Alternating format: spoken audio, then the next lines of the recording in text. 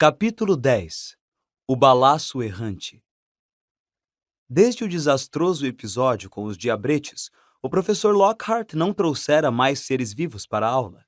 Em vez disso, lia trechos dos seus livros para os alunos e, por vezes, dramatizava algumas passagens mais pitorescas. Em geral, ele escolhia Harry para ajudá-lo nessas dramatizações. Até aquele momento, o garoto fora obrigado a representar um camponês simplório da Transilvânia, de quem Lockhart curara um feitiço de gagueira, um yeti com um resfriado na cabeça e um vampiro que se tornara incapaz de comer outra coisa a não ser alface depois que Lockhart dera um jeito nele. Harry foi chamado à frente da classe na aula seguinte de defesa contra as artes das trevas, desta vez para representar um lobisomem. Se não tivesse uma boa razão para deixar Lockhart de bom humor, ele teria se recusado. Um belo uivo, Harry. Exato. Então, queiram acreditar, eu saltei sobre ele assim, joguei-o contra a porta assim, consegui contê-lo com uma das mãos, com a outra apontei a varinha para o pescoço dele e então reuni toda a força que me restava e lancei o feitiço homorfo. Muitíssimo complicado. E ele soltou um gemido de dar pena. Vamos, Harry, mais alto. Bom, o pelo dele desapareceu, as presas encurtaram e ele voltou a virar homem. Simples, mas eficiente, e mais uma aldeia que se lembrará de mim para sempre como o herói que o salvou do terror mensal dos ataques de lobisomem. A sineta tocou e Lockhart ficou em pé. Deveres de casa: compor um poema sobre a minha vitória sobre o lobisomem de Wagga Wagga. Exemplares autografados de meu eu mágico para o autor do melhor trabalho.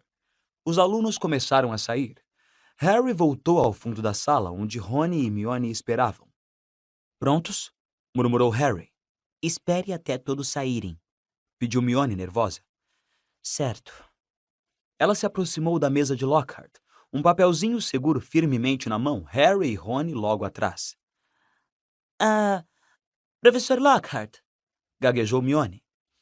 eu queria retirar este livro da biblioteca só para ter uma ideia geral do assunto. Ela estendeu o papelzinho, a mão ligeiramente trêmula.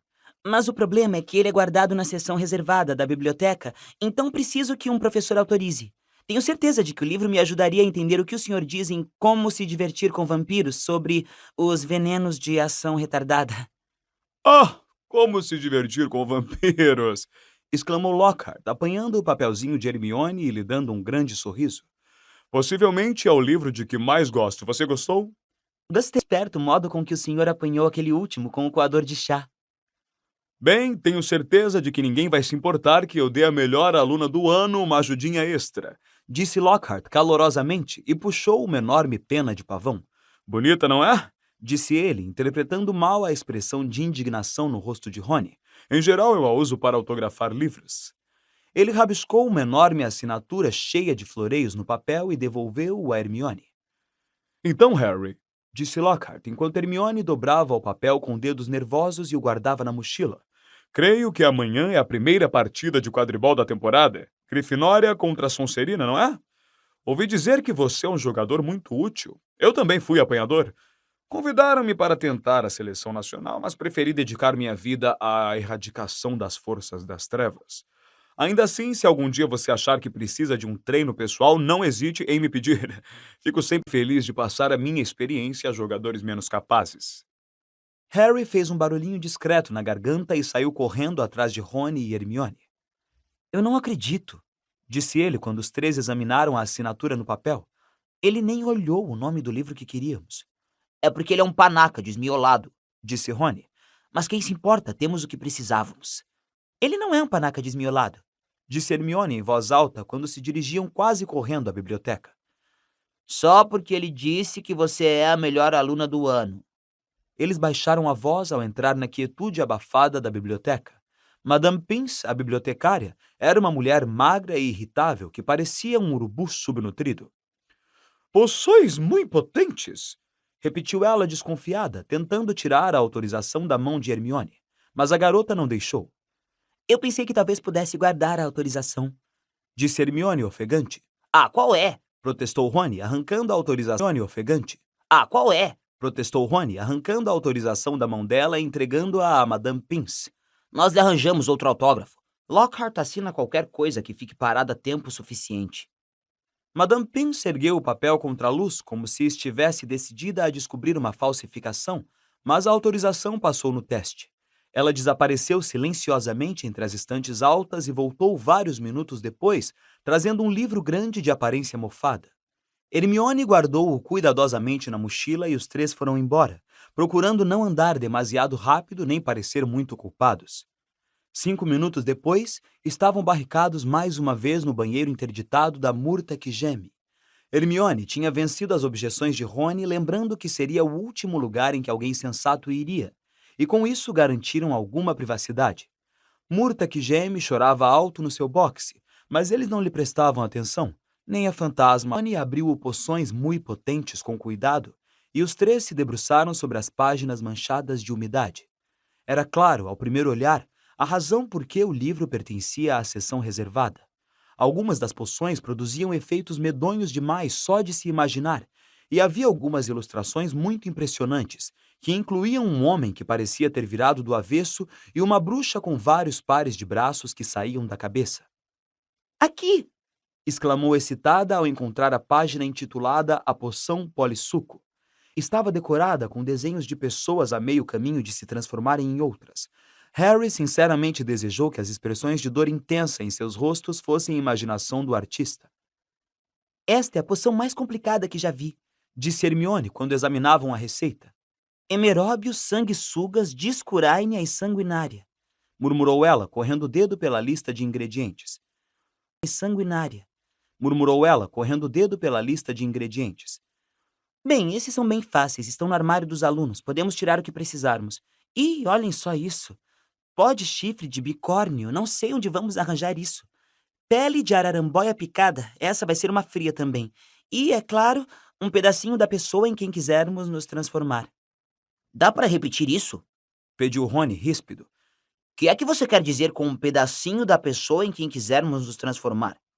Não vou tomar nada que tenha unhas do pé de Crabbe dentro. Hermione continuou como se não tivesse ouvido o amigo.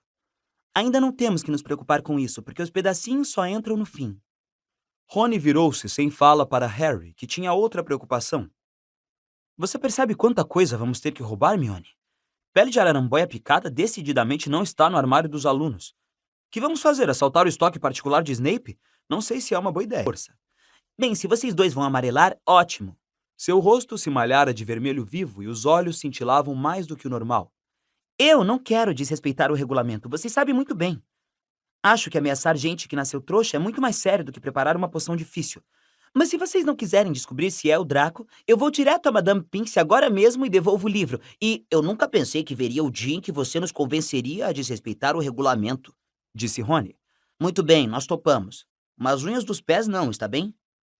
E quanto tempo vai levar para preparar a poção? Perguntou Harry de cara feliz quando Hermione reabriu o livro. Bom, uma vez que a discurânia tem que ser colhida na lua cheia e os emeróbios precisam cozinhar durante 21 dias, eu diria que vai levar mais ou menos 1 mês para ficar pronta, se conseguirmos todos os ingredientes. 1 mês? Exclamou Rony. Até lá, Draco poderia atacar metade dos nascidos trouxas na escola. Mas os olhos perigosamente e ela acrescentou depressa. Mas é o melhor plano que temos, portanto vamos tocar para frente a todo vapor. No entanto, quando Hermione foi verificar se a barra estava limpa para eles saírem do banheiro, Rony cochichou para Harry. Daria muito menos trabalho se você simplesmente derrubasse Draco da vassoura amanhã. Harry acordou cedo no sábado e continuou deitado por algum tempo, pensando na partida de quadribol que se aproximava. Estava nervoso, principalmente quando pensava no que Wood diria se a Grifinória perdesse, mas também com a ideia de enfrentar um time montado nas vassouras de corrida mais velozes que o ouro podia comprar. Nunca tivera tanta vontade de vencer a Sonserina. Depois de passar meia hora deitado ali com as tripas dando nós, ele se levantou, se vestiu e desceu logo para tomar o café, e já encontrou o resto dos jogadores da Grifinória sentados junto à mesa comprida e vazia, todos parecendo nervosos e falando muito pouco. À medida que as 11 horas se aproximaram, a escola inteira começou a tomar o caminho do estádio de quadribol. Fazia um dia mormacento, com sinais de trovoada no ar. Rony e Hermione vieram correndo desejar a Harry boa sorte quando ele ia entrando no vestiário. O time vestiu os uniformes vermelhos da Grifinória e depois se sentou para ouvir a preleção que Wood sempre fazia antes do jogo. Hoje, Sonserina tem vassouras melhores que nós, começou ele. Não adianta negar. Mas nós temos jogadores melhores nas nossas vassouras. Treinamos com maior garra do que eles. Estivemos no ar, fosse qual fosse o tempo. Quem duvida, murmurou George Weasley. Não sei o que é estar seco desde agosto. E vamos fazer com que eles se arrependam do dia em que deixaram aquele trapaceiro do Draco pagar para entrar no time. O peito arfando de emoção, Wood virou-se para Harry. Vai depender de você, Harry. Mostrar a eles que um apanhador tem mais do que um pai rico. Chegue ao pomo antes de Draco ou morra tentando, porque temos que vencer hoje. É muito simples. Por isso nada de pressioná-lo, Harry, disse Fred, piscando o olho. Quando entraram no campo, foram saudados por um vozerio, muitos vivas, porque a Corvinal e a Lufa-Lufa estavam ansiosas para ver a Sonserina derrotada. Mas os alunos da Sonserina nas arquibancadas vaiaram e assobiaram também. Madame Hooch, a professora de quadribol, mandou Flint e Wood apertarem as mãos, o que eles fizeram lançando um ao outro olhares ameaçadores e pondo mais força no aperto do que era necessário. Quando eu apitar, disse Madame Hooch, 3, 2, 1... Com um rugido de incentivo das arquibancadas, os 14 jogadores subiram em direção ao céu carregado. Harry foi mais alto do que qualquer outro, apertando os olhos à procura do pomo. Tudo bem aí, ô cicatriz? Berrou Draco, passando por baixo dele como se quisesse sua vassoura. Harry não teve tempo de responder. Naquele mesmo instante, um pesado balaço negro veio voando a toda em sua direção. Ele o evitou por tão pouco que sentiu o balaço arrepiar seus cabelos ao passar.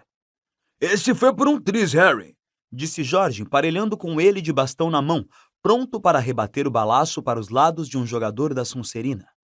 Harry viu Jorge dar uma forte bastonada na direção de Adriano Pusset, mas o balaço mudou de rumo em pleno ar e tornou a voar direto para Harry. O garoto mergulhou depressa para evitá-lo e Jorge conseguiu atingir o balaço com força na direção de Draco. Mais uma vez, o balaço voltou como um bumerangue e disparou contra a cabeça de Harry. Harry imprimiu velocidade à vassoura e voou para o outro extremo do campo. Ouvia o assobio do balaço vindo em seu encalço. O que estava acontecendo? Os balaços nunca se concentravam em um único jogador. Sua função era tentar desmontar o maior número possível de jogadores. Sua função era tentar desmontar o maior número possível de jogadores. Fred Weasley aguardava o balaço no outro extremo. Harry se abaixou quando Fred rebateu o balaço com toda a força, desviando-o de curso. Peguei você! Berrou Fred alegremente, mas estava enganado. Como se estivesse magneticamente atraído para Harry, o balaço saiu atrás dele outra vez e o garoto foi forçado a voar a toda velocidade. Começara a chover. Harry sentiu grossos pingos de chuva caírem em seu rosto, molhando seus óculos. Não tinha a menor ideia do que estava acontecendo no jogo até ouvir Lino Jordan, locutor da partida, dizer: Sonserina na liderança, 60-0. As vassouras superiores da Sonserina obviamente estavam dando conta do recado, enquanto o balaço furioso estava fazendo o possível para tirar Harry do ar. Fred e George agora voavam tão juntos dele, um de cada lado, que Harry não via nada, exceto o braço se agitando no ar, e não tinha chance de procurar o pomo, muito... Esse balaço! Rosnou Fred, brandindo o bastão com toda a força, quando o balaço desfechou um novo ataque contra Harry. Precisamos de tempo! Disse George, tentando simultaneamente fazer sinal a Wood e impedir o balaço de quebrar o nariz de Harry. Wood obviamente entendera o sinal.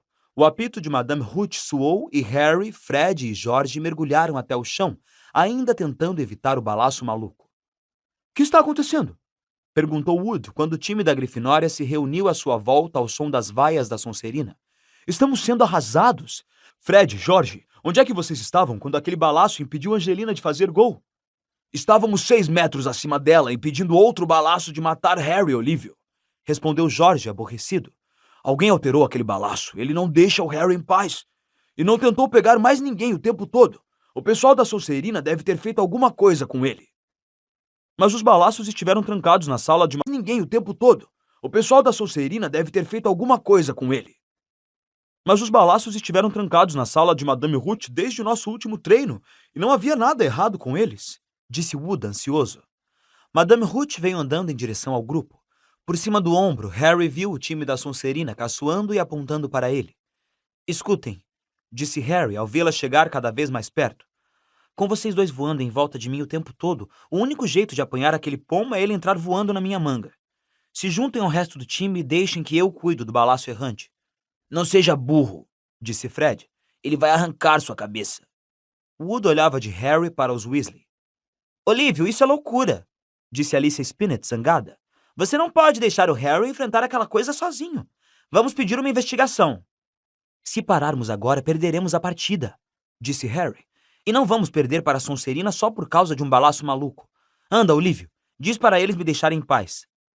Isso é o Morra tentando. Que coisa idiota para dizer a ele. Madame Hooch se reunira aos jogadores. Estão prontos para recomeçar a partida? Perguntou a Wood. Wood olhou para a expressão decidida no rosto de Harry. Muito bem. Fred, George, vocês ouviram o que Harry disse. Deixem-no em paz e deixem que ele cuide do balaço sozinho.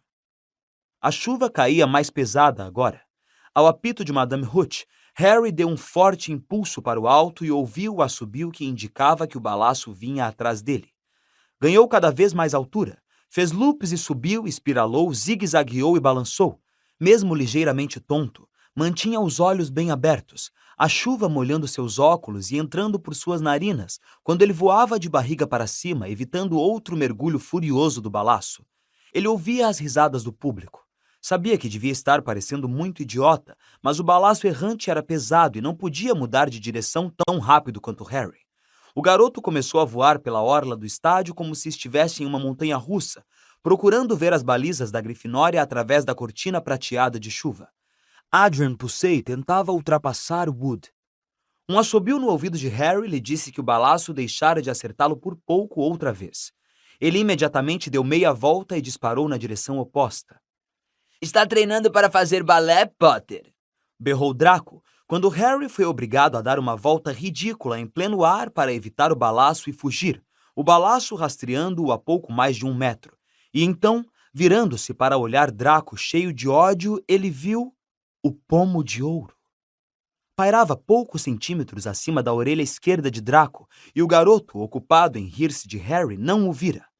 Por um momento de agonia, Harry imobilizou-se no ar, sem ousar voar na direção de Draco, com medo de que ele olhasse para cima e visse o pomo. Bam! Permanecera parado 1 segundo a mais. O balaço finalmente atingiu-o, bateu no seu cotovelo e Harry sentiu o braço rachar. Sem enxergar direito, atordoado pela terrível dor no braço, escorregou para um lado da vassoura encharcada, um joelho ainda enganchando-a por baixo, o braço direito pendurado, inútil. O balaço retornava a toda para um segundo ataque, desta vez mirando o seu rosto. Harry desviou-se, uma ideia alojada com firmeza no cérebro entorpecido, chegar até Draco. Através da névoa de chuva e dor, ele mergulhou em direção à cara debochada abaixo dele e viu os olhos de Draco se arregalarem de medo. O garoto achou que Harry ia atacá-lo. Kid! Exclamou, inclinando-se para longe de Harry.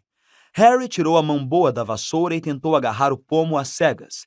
Sentiu os dedos se fecharem sobre a bola fria, mas agora só estava preso à vassoura pelas pernas, e ouviu-se um urro das arquibancadas quando ele rumou direto para o chão, tentando por tudo não desmaiar.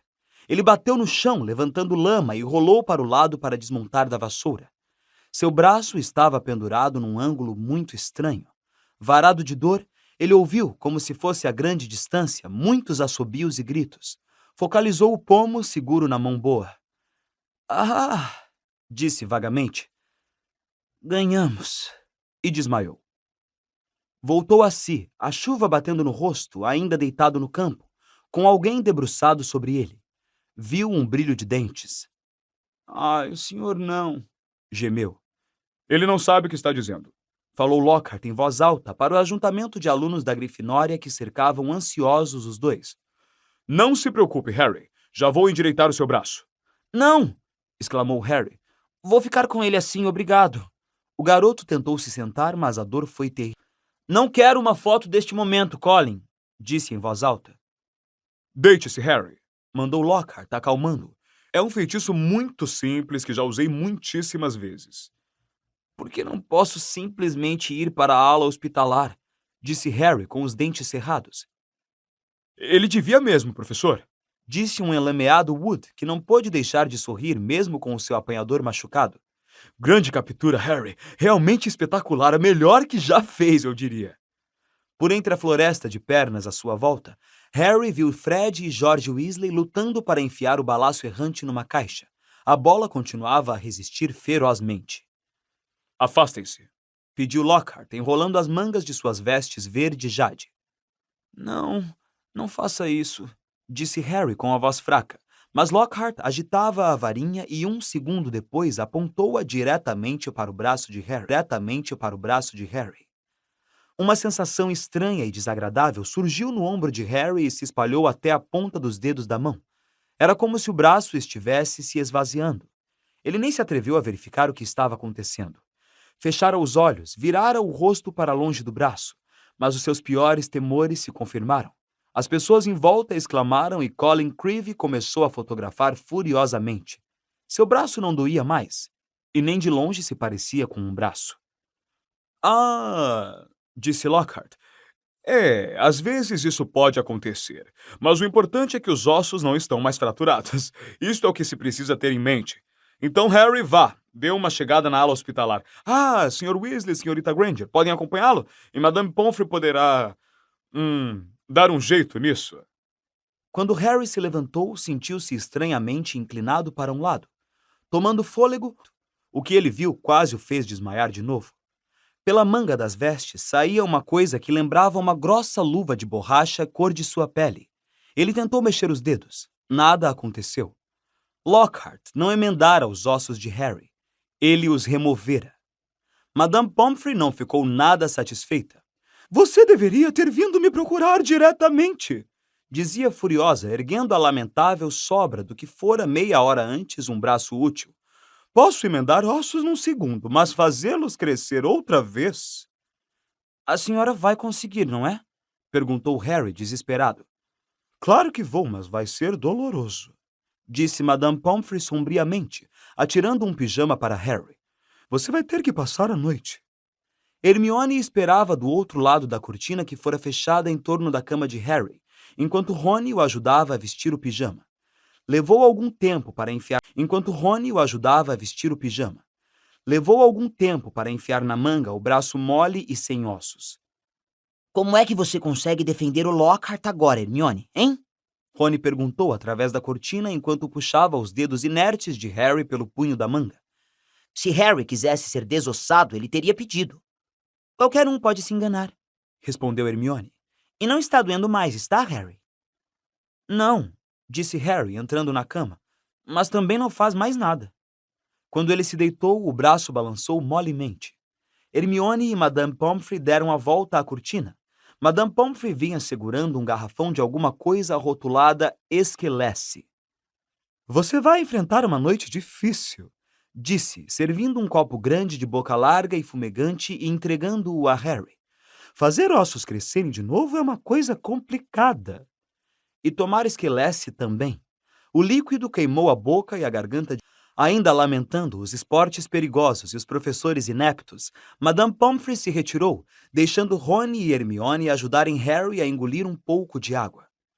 Mas ganhamos, disse Rony, um grande sorriso se abrindo no rosto.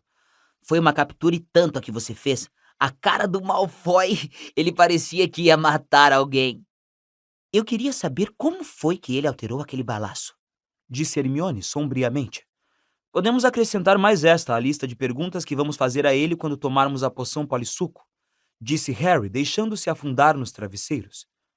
Espero que tenha um gosto melhor do que esta coisa. Com pedacinhos de alunos da Sonserina dentro. Você deve estar brincando, disse Rony. A porta do hospital se escancarou naquele momento.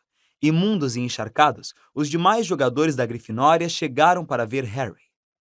Incrível aquele voo, Harry, disse George. Acabei de ver Marcos Draco. Estava falando alguma coisa sobre ter o pomo sobre a cabeça e nem notar. Draco não parecia muito feliz.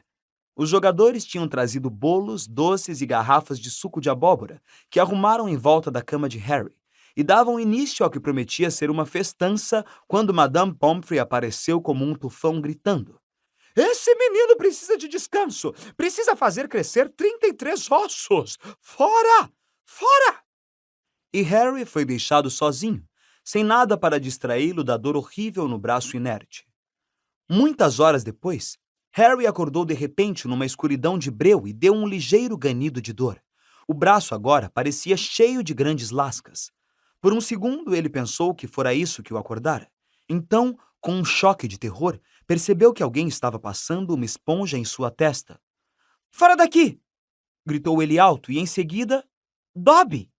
Os olhos arregalados, parecendo bolas de tênis do elfo doméstico, espiavam Harry na escuridão.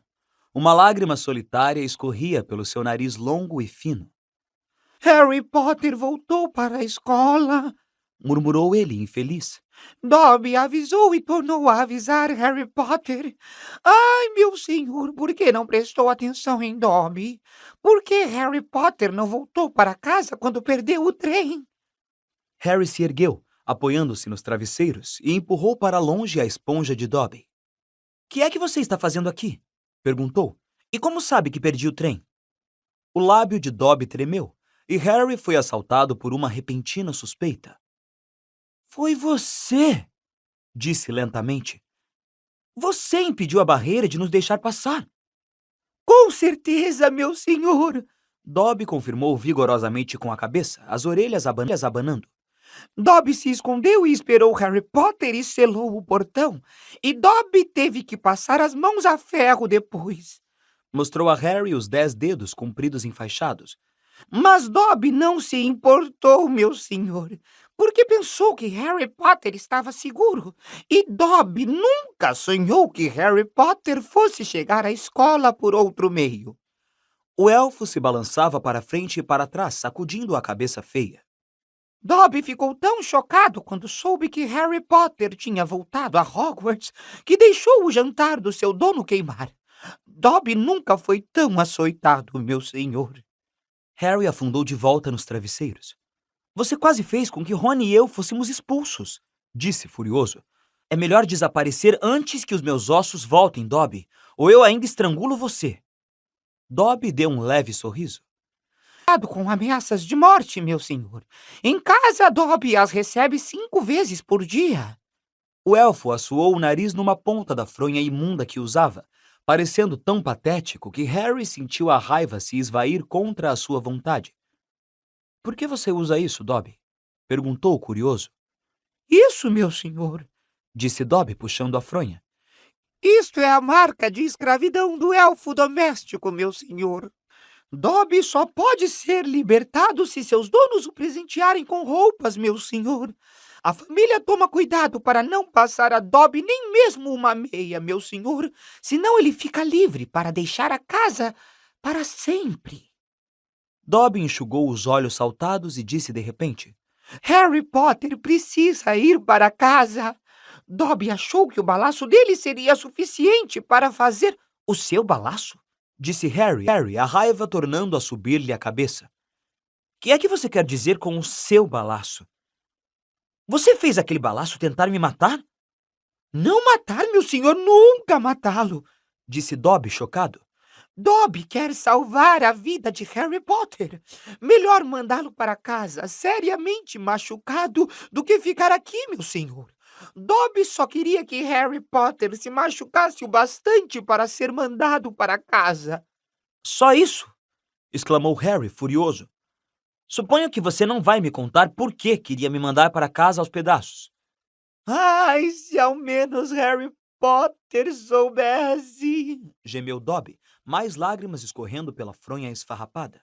Se ele soubesse o que significa para nós, para os humildes, para os escravizados, para nós, escória do mundo mágico. Escória do mundo mágico. Dobby se lembra de como era quando aquele que não deve ser nomeado estava no auge dos seus poderes, meu senhor. Nós, elfos domésticos, éramos tratados como vermes, meu senhor. É claro que Dobby ainda é tratado assim, meu senhor, admitiu, enxugando o rosto na fronha. Mas, em geral, meu senhor, a vida melhorou para gente como eu desde que o senhor venceu aquele que não deve ser nomeado. Harry Potter sobreviveu. e o poder do Lorde das Trevas foi subjugado, e raiou uma nova alvorada, meu senhor, e Harry Potter brilhou como um farol de esperança para todos nós que achávamos que os dias de trevas nunca terminariam, meu senhor. E agora, em Hogwarts, coisas terríveis vão acontecer, talvez já estejam acontecendo, e dar Harry Potter ficar aqui. Agora que a história vai se repetir, agora que a Câmara Secreta foi reaberta. Dobby congelou, tomado de horror, e agarrou a jarra de água de Harry sobre a mesa de cabeceira e quebrou-a na própria cabeça, desaparecendo de vista.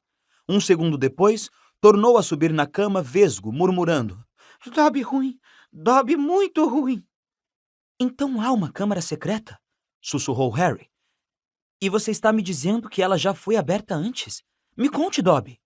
Ele agarrou o elfo pelo pulso ossudo quando viu a mão dele tornar a se aproximar devagarinho da jarra de água. Mas eu não nasci trouxa. Como posso estar ameaçado pela câmara? Ai, meu senhor, não pergunte mais nada ao pobre Dobby. Gaguejou o elfo, os olhos enormes na escuridão. Feitos tenebrosos estão sendo tramados em Hogwarts, mas Harry Potter não deve estar aqui quando acontecerem. Não deve estar aqui quando acontecerem. Vá para casa, Harry Potter, vá para casa.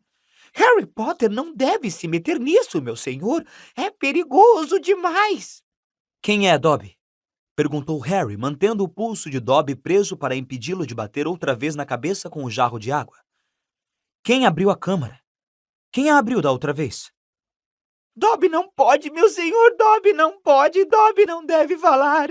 Guinchou o elfo. Vá para casa, Harry Potter, vá para casa. Eu não vou a lugar nenhum, respondeu Harry com ferocidade. Uma das minhas melhores amigas nasceu trouxa. Ela será a primeira da lista se a câmara realmente foi aberta. Harry Potter arrisca a própria vida pelos amigos. Gemeu Dobby numa espécie de êxtase de infelicidade. Tão nobre, tão valente, mas ele precisa se salvar, deve, Harry... Harry ouviu também. Havia ruído de passos no corredor. Dobby tem que ir, suspirou o elfo aterrorizado. Houve um estalo alto e o punho de Harry subitamente não estava segurando mais nada. Ele tornou a afundar na cama, os olhos fixos no portal escuro da ala hospitalar enquanto os passos se aproximavam. No momento seguinte, Dumbledore entrou de costas no dormitório usando uma longa camisola de lã e uma touca de dormir. Carregava uma extremidade de alguma coisa que parecia uma estátua. A professora McGonagall apareceu um segundo depois, carregando os pés. Juntos, eles depositaram a carga sobre uma cama. Chame Madame Pomfrey, sussurrou Dumbledore, e a professora McGonagall desapareceu rapidamente de vista, passando pelos pés da cama de Harry. O garoto ficou deitado muito quieto, fingindo que dormia. Ouviu vozes urgentes e então a professora McGonagall reapareceu, seguida de perto por Madame Pomfrey,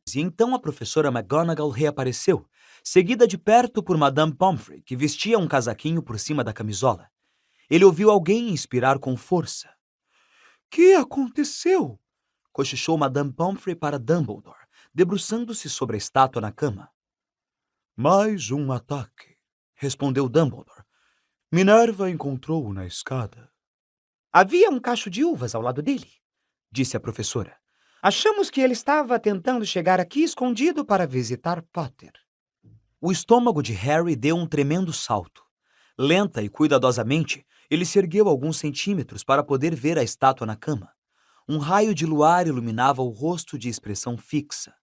Era Colin Creevey. Seus olhos estavam arregalados e as mãos, erguidas diante dele, segurando a máquina fotográfica.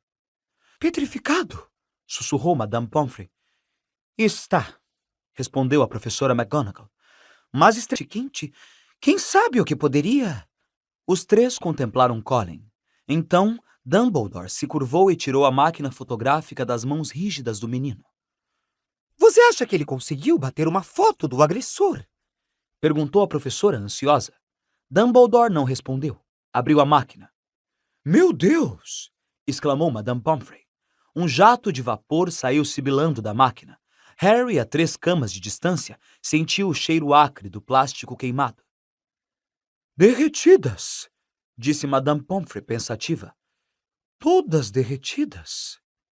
O que significa isto, alvo? Perguntou pressurosa a professora McGonagall. Significa que, de fato, a Câmara Secreta foi reaberta. Madame Pomfrey levou a mão à boca. McGonagall arregalou os olhos para Dumbledore. Mas, McGonagall arregalou os olhos para Dumbledore. mas, alvo, com certeza, quem? A pergunta não é quem, disse Dumbledore, com os olhos postos em Colin. A pergunta é como. E pelo que Harry pôde ver do rosto sombreado da professora McGonagall, ela não entendia muito mais que ele.